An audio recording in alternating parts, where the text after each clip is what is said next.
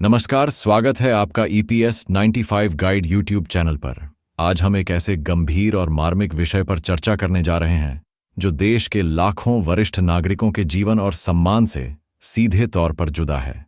ये कहानी है उन लोगों की जिन्होंने अपनी पूरी जिंदगी देश की सेवा में लगा दी और आज अपने बुढ़ापे में एक सम्मानजनक पेंशन के लिए संघर्ष करने पर मजबूर हैं।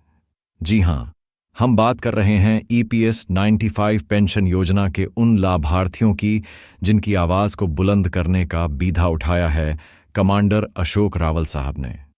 हाल ही में हुई उनकी प्रेस कॉन्फ्रेंस ने इस आंदोलन में एक नई ऊर्जा का संचार किया है और आज हम उसी के हर एक पहलू पर विस्तार से बात करेंगे। आपसे अनुरोध है कि इस विश्लेषण के अंत तक हमारे साथ बने रहा, क्योंकि यह केवल कुछ आंख दिद्धों की बात नहीं बल्कि हमारे बुजुर्गों के हाकियों की लड़ाई की गाथा है। यदि आप इस मुहिम से पहली बार युद्ध बेच रहे हैं तो इस चैनल को सब्सक्राइब करना ना भूलें, क्योंकि EPS 95 से जुड़ी हर छोटी बड्डी और प्रामाणिक जानकारी हम आप तक इसी मंच के माध्यम से पहुंचाते रहेंगे। सबसे पहले उस काड़ी डीडीएचवी सच्चाई पर नजर डालते हैं जो आंख दिया आईने में साफ दिखाई देती है। मेरे पिछले वीडियो में हमने इस बात का जिक्र किया था कि एक प्रमुख समाचार पत्र ने पेंशन की इस असमानता को लेकर एक विस्तृत रिपोर्ट प्रकाशित की है। आज हम उस रिपोर्ट और कमांडर अशोक रावत साहब के बयानों को एक साथ रखकर इस पूरी तस्वीर को समझने का प्रयास करेंगे। देखिए, सबसे बड़ा और चौंकाने वाला तथ्य यह है कि हमारे देश के लगभग 86 लाख से भी अधिक EPS 95 पेंशन भोगी हैं। यह कोई छोटी संख्या नहीं है, ये एक बहुत बड़ा समुदाय है। लेकिन जब हम इस संख्या के भीतर पेंशन वितरण के आंखों को देखते हैं तो एक बहुत ही निराशाजनक और चिंताजनक तस्वीर उभर कर सामने आती है। कमांडर अशोक रावत साहब ने अपनी प्रेस कॉन्फ्रेंस में इसी असमानता पर जोर दिया। उन्होंने बताया कि कुल पेंशन भोगियों में से मात्र कुछ हजार लोग ही ऐसे हैं जिन्हें 800 से अधिक की पेंशन मिल रही है।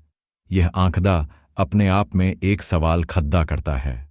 जब एक ही योजना के तहत सभी ने योगदान दिया है तो फिर यह भारी अंतर क्यों कुछ लोगों को इतनी कम पेंशन मिल रही है कि उससे महीने का गुजारा करना भी असंभव है।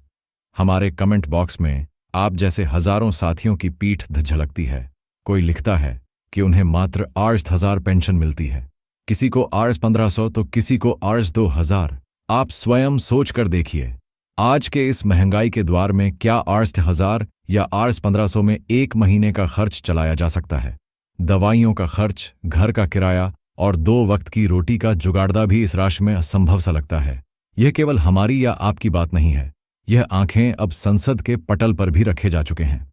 25 मार्च 2025 तक के आधिकारिक आंकड़ों के अनुसार देश में कुल 8,662 पेंशन भोगी हैं।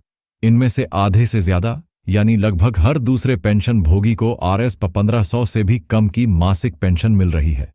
दैनिक भास्कर जैसे प्रतिष्ठित अखबार ने इस खबर को प्रमुखता से छापा है, जिसका सीधा सा मतलब है कि यह समस्या अब राष्ट्रीय स्तर पर एक बड़ा मुद्दा बन चुकी है। अखबार की कटिंग में साफ तौर पर लिखा है कि कुल 86 लाख से अधिक पेंशन भोगियों में से मात्र 544 लोग ही ऐसे हैं जिन्हें 5,000 से अधिक की मासिक पेंशन प्राप्त हो रही है। तो सवाल यह उठता है कि बाकी के जो लगभग 21 लाख लोग हैं, क्या उन्हें एक सम्मानजनक जीवन जीने का अधिकार नहीं है? क्या उनका योगदान कम था? बिल्कुल नहीं। यह हमारे सिस्टम की एक ऐसी विसंगति है जिसके खिलाफ आज एकजुट होने की आवश्यकता है, और यही कमांडर अशोक रावत साहब के हर भाषण, हर प्रेस कॉन्फ्रेंस का केंद्रीय संदेश होता है। कमांडर अशोक रावत साहब, जिन्हें हम सब सम्मान से कमांडर साहब कहते हैं, इस लड़ाई में एक वन मैन आर्मी की तरह डटे हुए हैं। वह अकेले ही इस विशाल तंत्र से लोहा ले रहे हैं ताकि लाखों बुजुर्गों के चेहरे पर मुस्कान लौट सके। उनकी हालिया प्रेस कॉन्फ्रेंस का मुख्य उद्देश्य केवल जानकारी देना नहीं बल्कि सोए हुए स्वाभिमान को जगाना और बिखरी हुई ताकत को एकजुट करना था।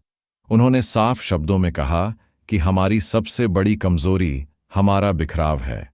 हम अलग अलग राज्यों में, अलग अलग शहरों में बटे हुए हैं। हम एक मंच पर एक आवाज बनकर सामने नहीं आ पा रहे हैं। उन्होंने इस बात पर गहरा दुख व्यक्त किया कि जिन लोगों को RS 6,000 या उससे कुछ अधिक पेंशन मिलने लगी है, उनमें से कुछ यह सोचने लगे हैं कि उनकी लड़ाई खत्म हो गई है। कमांडर साहब ने स्पष्ट किया कि यह एक बहुत बड़ी भूल होगी। हमारी मांग R67,000 की नहीं है। हमारी मांग तो न्यूनतम R75 पेंशन और उस पर महंगाई भत्ते की है। अगर हम थोड़े से में संतुष्ट होकर बैठ गए तो उन लाखों भाइयों का क्या होगा जो आज भी RS8000 और RS1500 पर जीने को मजबूर हैं। यह लड़धई व्यक्तिगत नहीं बल्कि सामूहिक सम्मान की है। जब तक हर एक पेंशन भोगी को उसका हक नहीं मिल जाता तब तक यह संघर्ष जारी रहेगा। उनकी रणनीति बिल्कुल स्पष्ट है। एक तरफ वह सरकार के शीर्ष नेतृत्व से लगातार संवाद स्थापित करने का प्रयास कर रहे हैं। 2 दिन पहले उनकी मुलाकात माननीय रक्षा मंत्री श्री राजनाथ सिंह जी से हुई। आने वाले समय में प्रधानमंत्री श्री नरेंद्र मोदी जी से भी मुलाकात का प्रयास किया जा रहा है, जिसकी जानकारी मिलते ही हम आप तक पहुंचाएंगे। दूसरी तरफ वह प्रेस कॉन्फ्रेंस और सोशल मीडिया के माध्यम से आप सभी को जागरूक और एकजुट करने का काम कर रहे हैं। उनका मानना है कि जब तक सरकार को हमारी संख्या की ताकत का एहसास नहीं होगा तब तक हमारी मांगों को गंभीरता से नहीं लिया जाएगा। जब हम जंतर मंत्र पर आंदोलन के लिए गए थे तब वहां लगभग 34,000 लोग एकत्रित हुए थे। जरा सोचिए, जिस दिन 81 लाख में से सिर्फ 10% लोग भी एक साथ खड़े हो गए तो दिल्ली की सड़ी ऐचकों पर सिर्फ एक ही गूंज होगी, EPS 95। अब बात करते हैं हमारी मुख्य मांग की, जो है न्यूनतम 7,500 मासिक पेंशन और उस पर महंगाई भत्ता। यह मांग कोई हवा में नहीं की जा रही है। इसके पीछे ठोस तर्क और मानवीय आधार हैं। RS7,400 की राशि आज के समय में एक बुजुर्ग व्यक्ति के लिए अपनी बुनियादी जरूरतों को पूरा करने के लिए आवश्यक न्यूनतम राशि है। इसमें उनकी दवाइयों का खर्च, पौष्टिक भोजन और अन्य छोटे मोटे खर्चे शामिल हैं। इससे भी महत्वपूर्ण है महंगाई भत्ते की मांग। DA का मतलब है कि जैसे जैसे महंगाई बढ़ेगी पेंशन की राशि में भी स्वतः वृद्धि होती रहेगी। यह सुनिश्चित करेगा कि आज जो पेंशन सम्मानजनक लग रही है वह 5 साल बाद महंगाई की मार से बेकार ना हो जाए। यह एक दूरदर्शी मांग है जो पेंशन भोगियों के भविष्य को सुरक्षित करती है। सरकार ने पहले R3,000 तक पेंशन देने का वादा किया था, लेकिन जैसा कि कमांडर साहब ने कहा, हमें R3,000 की पेंशन स्वीकार नहीं है। हमें हमारा पूरा हक चाहिए, जो कि 7,500 और DA है। इस मांग को पूरा करवाने का एक ही तरीका है एकता, संगठन और संघर्ष। हमें यह समझना होगा कि यह चैनल सैफ कैरियर सिर्फ एक YouTube चैनल नहीं है। ये हमारे लिए एक डिजिटल मंच है, एक वर्चुअल जंतर मंत्र है, जहां हम सब अपनी अपनी जगहों से होते हुए भी एक साथ खाड़ी DDHI हो सकते हैं। इसीलिए कमांडर अशोक रावत साहब बार बार यह निवेदन करते हैं कि हम सब एक साथ आएं। तो अब हमें करना क्या है? आगे की रणनीति क्या होगी? कमांडर साहब ने इसका रास्ता भी दिखाया है। सबसे पहला और सबसे महत्वपूर्ण कदम है एकजुट होना। इस चैनल के माध्यम से हमें एक ऐसा विशाल परिवार बनाना है जिसमें देश के कोने कोने से हर EPS 95 पेंशन भोगी जुदा हो। इसके लिए आपको 3 काम करने हैं। पहला, खुद इस चैनल को सब्सक्राइब करें और बेल आइकॉन दबाएं ताकि कोई भी जरूरी सूचना आपसे छूट ना जाए। दूसरा, इस वीडियो को और चैनल के अन्य वीडियोस को अपने सभी जानने वालों, विशेषकर अन्य पेंशन भोगी साथियों के साथ ज्यादा से ज्यादा शेयर करें। इसे अपने WhatsApp ग्रुप्स में, Facebook पर हर जगह फैलाएं ताकि हमारी आवाज हर उस व्यक्ति तक पहुंचे जो इस पीड़ से गुजर रहा है। और तीसरा, कमेंट बॉक्स में अपना नाम, आप किस जगह से हैं और आपको कितनी पेंशन मिल रही है, यह जरूर लिखें। ये जानकारी हमारे लिए एक डेटाबेस की तरह काम करेगी। इससे हमें यह समझने में आसानी होगी कि किस क्षेत्र में स्थिति कितनी गंभीर है और हमारी आगे की रणनीति क्या होनी चाहिए। जब हम एक मंच पर एकत्रित हो जाएंगे तो हमारी सामूहिक शक्ति कई गुना बढ़ जाएगी। जब कमांडर साहब या राष्ट्रीय संघर्ष समिति की ओर से किसी आंदोलन, किसी धरना प्रदर्शन या किसी झापन सौंपने का आह्वान किया जाएगा तो उस सूचना को लाखों लोगों तक एक साथ पहुंचाना संभव होगा। यह हमारी लड़ाई को मजबूती देगा। हम उन सभी लोगों का, विशेषकर महाराष्ट्र के साथियों का तहे दिल से धन्यवाद करना चाहते हैं जो इस आंदोलन को जमीनी स्तर पर लगातार आगे बढ़ा रहे हैं। हम EPS 95 राष्ट्रीय संघर्ष समिति के हर एक सदस्य के आभारी हैं जो निस्वार्थ भाव से दिन रात इस काम में लगे हुए हैं। यह उनकी 10 साल की तपस्या है जो अब रंग लाने वाली है। अंत में मैं कमांडर अशोक रावत साहब का एक बार फिर बहुत बहुत धन्यवाद करता हूं, जो हमारे हैक्यू के लिए एक मशाल लेकर आगे चल रहे हैं। यह आंदोलन, जैसा कि उन्होंने कहा, एक ईश्वरीय आंदोलन है। और हम सब इसमें निमित्त मात्र हैं। हम सब मिलकर इस यज्ञ को सफल बनाएंगे।